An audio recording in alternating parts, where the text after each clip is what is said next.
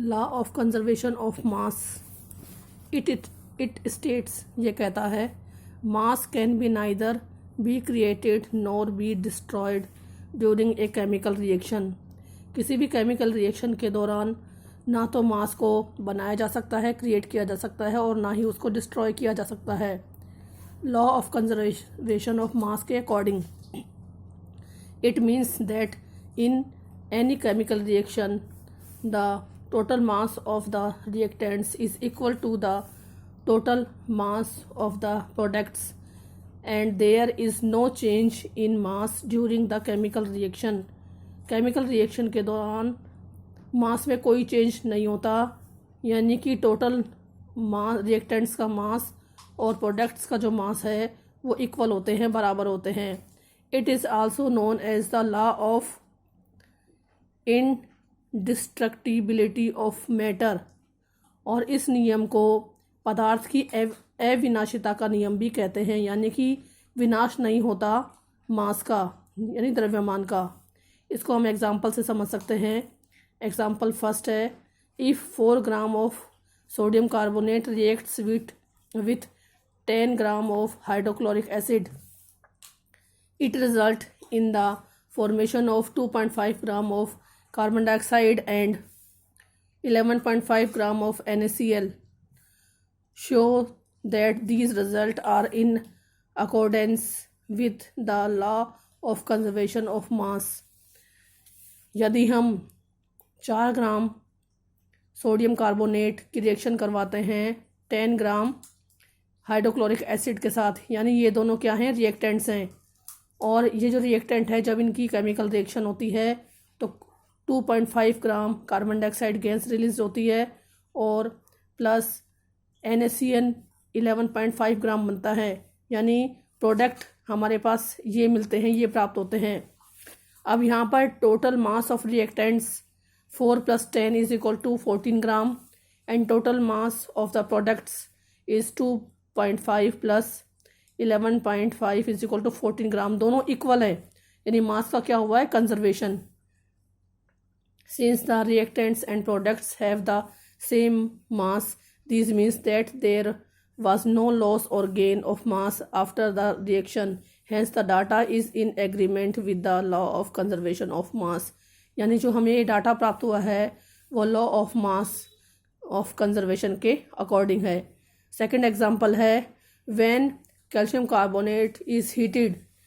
यदि calcium carbonate हमारे पास है 100 ग्राम, हम उसको हीट करते हैं, यानी हमारे पास जो रिएक्टेंट है वो 100 ग्राम है कैल्शियम कार्बोनेट। जब उसको हीट करते हैं हम तो कैल्शियम ऑक्साइड प्राप्त होता है हमें 56 ग्राम प्लस CO2 गैस हमें मिलती है 44 ग्राम। 56 + 44 जब हम दोनों को ऐड करते हैं तो total mass of the product is equal to 100 ग्राम, यानी रिएक्टेंट भी 100 ग्राम है और हमें प्रोडक्ट भी 100 ग्राम ही मिल रहे हैं, यानी यहाँ पर भी law of conservation of mass के रूल का पालन हुआ है। नेक्स्ट है law of conservation constant proportion, यानी स्थिर अनुपात का नियम। ये नियम कहता है in a chemical reaction compounds always contain the same elements present in definite proportions by mass irrespective of their sources।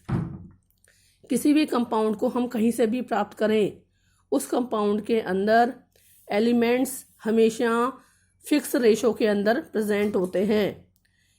Element किसी भी कंपाउंड में एलिमेंट का जो रेशो है वो हमेशा फिक्स होगा। जैसे H2O जो कंपाउंड है उसमें 2 atoms of hydrogen and 1 atom of oxygen is combined with each other and make H2O compound। For example इसमें H2O के अंदर हम हाइड्रोजन और ऑक्सीजन का रेशो देखते हैं। हाइड्रोजन और ऑक्सीजन का जो रेशो है वो 1:8 के फॉर्म में होता है। अब example 18 gram of H2O, 18 gram H2O है, उसमें 2 ग्राम हाइड्रोजन है प्लस 16 ग्राम ऑक्सीजन है। इन दोनों का जब हम रेशो निकालते हैं 2/16 = 1/8, यानी 1/8 के फॉर्म में हमें मिला। इसी तरह से 36 ग्राम ऑफ H2O, यदि हमारे पास जल की मात्रा 36 ग्राम है तो उसमें 4 ग्राम हाइड्रोजन होगा प्लस 32 ग्राम ऑक्सीजन होगा।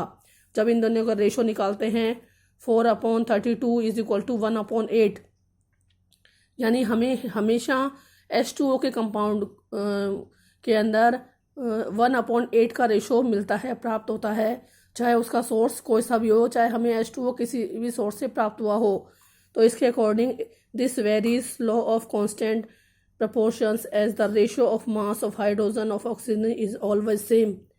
ऐसे ही अमोनिया में भी होता है। अमोनिया NH3 के अंदर नाइट्रोजन का एटॉमिक मास 14 होता है और 3 इसमें हाइड्रोजन के एटम पार्ट लेते हैं, तो 14/3 के रेशो में अमोनिया हमें मिलती है। ऐसे बहुत सारे एग्जांपल्स हैं जिस कंपाउंड्स के अंदर एलिमेंट का रेशो फिक्स होता है। अब नेक्स्ट टॉपिक है डाल्टन्स एटॉमिक थ्योरी। डाल्टन की atomic theory. Dalton's atomic theory proved an explanation for the law of conservation of mass and the law of definite proportions। Dalton atomic theory के ने law of conservation के according, law of mass of conservation के according और definite proportion के according अपनी atomic theory दी। और उन्होंने बताया था according to Dalton's atomic theory all matter whether an element a compound और a mixture is composed of small particles called atom। चाहे कोई भी एलिमेंट हो, कोई भी कंपाउंड हो, या कोई भी मिक्सचर हो, या कोई भी मैटर हो, उसके अंदर जो पार्टिकल होते हैं वो छोटे छोटे पार्टिकल से मिलकर बना है और इन स्मॉल पार्टिकल्स को एटम्स कहते हैं। The postulates of this theory में बी स्टेट्स ऑफ फॉलोज। और डाल्टन ने जो अपनी एटॉमिक थ्योरी दी थी, जो एटॉमिक सिद्धांत दिया था, उसके जो पोस्टुलेट्स हैं वो निम्न हैं। फर्स्ट है all matter is made of very tiny particles called atoms. जितने भी मैटर हैं वो छोटे छोटे टाइनी पार्टिकल से मिलकर बना है, जिसको उन्होंने एटम कहा। Atoms are indivisible particles which can not be created और destroyed in a chemical reaction. Atom are indivisible particles, यानी जो परमाणु है, एटम है, वो अविभाज्य पार्टिकल है, जिसको ना तो क्रिएट किया जा सकता है, ना तो बनाया जा सकता है, और ना ही किसी भी केमिकल रिएक्शन में डिस्ट्रॉय किया जा सकता है, यानी नष्ट किया जा सकता है। Third, atoms of a given element are identical in mass and chemical properties. किसी भी तत्व का, परमाणु का जो मास है और उसकी जो केमिकल प्रॉपर्टी हैं वो आइडेंटिकल होंगी, यानी फिक्स होती हैं। किसी भी एलिमेंट के परमाणु का द्रव्यमान और उसकी केमिकल प्रॉपर्टीज हमेशा फिक्स होंगी। Atoms of different elements have different masses and chemical properties. और जो अलग अलग एलिमेंट हैं उनके अंदर अलग अलग एटम होंगे और उनका मास भी अलग होगा और उनकी केमिकल प्रॉपर्टी भी अलग होंगी। Atoms combine in a ratio of small whole numbers of from compounds।